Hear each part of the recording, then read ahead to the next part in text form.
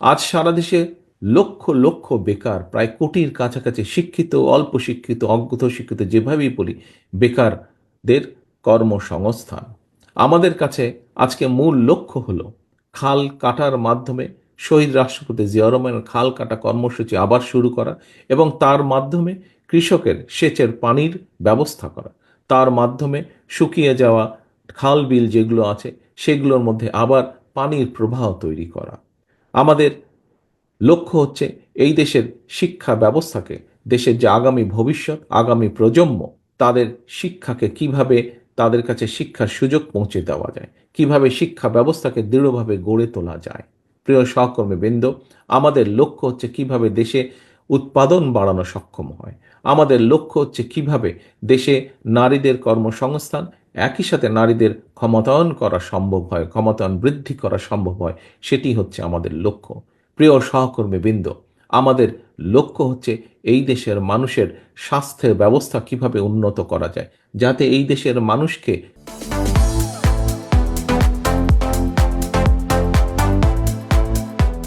স্বাস্থ্যে স্বাস্থ্যর যেই সার্ভিস, সেই সার্ভিসটি পাবার জন্য যাতে তাদেরকে বিদেশে যেতে না হয়, এই দেশে বসেই এই দেশের মানুষ যাতে অধিকাংশ মানুষ স্বাস্থ্য সেবা পেতে পারে, সেইটি হাসিল করা হচ্ছে আমাদের লক্ষ্য। প্রিয় সহকর্মীবৃন্দ, আজকে আমরা বিভিন্ন জনের কাছে বিভিন্ন কথা শুনতে পাই যে আমাদেরকে এই অমুকের অমুকের ক্ষমতার পরিবর্তন করতে হবে।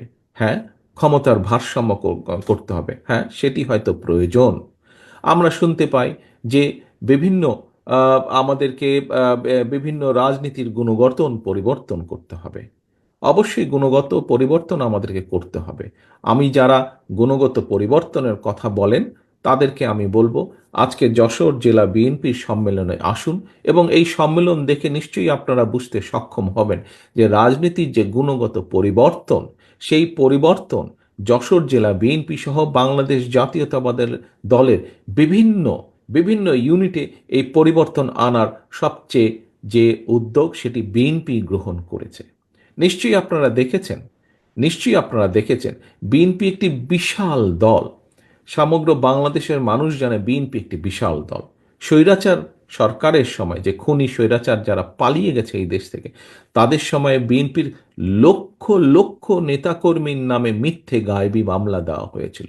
আমি নিশ্চিত আজকে আমার সামনে যে সকল ১৬১৬ জন কাউন্সিলর বসে আছেন, আপনারা এই ১৬১৬ কাউন্সিলরের মধ্যে বোধহয় এমন কেউ বাদ নেই যার নামে না হলেও একটি মিথ্যে মামলাও নেই।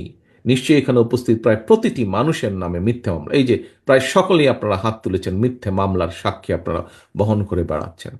প্রিয় সহকর্মী বৃন্দ, আমাদের ৬০ লক্ষ নেতাকর্মীর নামেই মিথ্যে মামলা হয়েছে।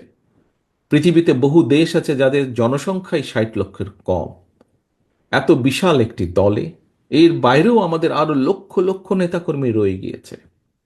হতে পারে একটি পরিবারের যেরকম সকল সদস্য একরকম হয় না, হতে পারে আমাদের এই লক্ষ লক্ষ নেতাকর্মীর ভেতরেও কোনো কোনো নেতাকর্মী হয়তো বিভ্রান্ত হয়ে এমন কোনো কিছু কাজ করেছেন যেই কাজের নৈতিক কোনো সমর্থন আমাদের পক্ষে দেওয়া সম্ভব নয়।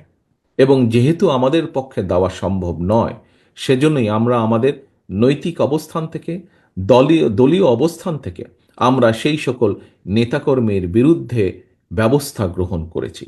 একটি রাজনৈতিক দলের পক্ষ থেকে যে ব্যবস্থা গ্রহণ করা সম্ভব, সর্বোচ্চ যে ব্যবস্থা গ্রহণ করা সম্ভব একজন কর্মী বা একজন নেতার বিরুদ্ধে, আমরা সেই ব্যবস্থা গ্রহণ করেছি।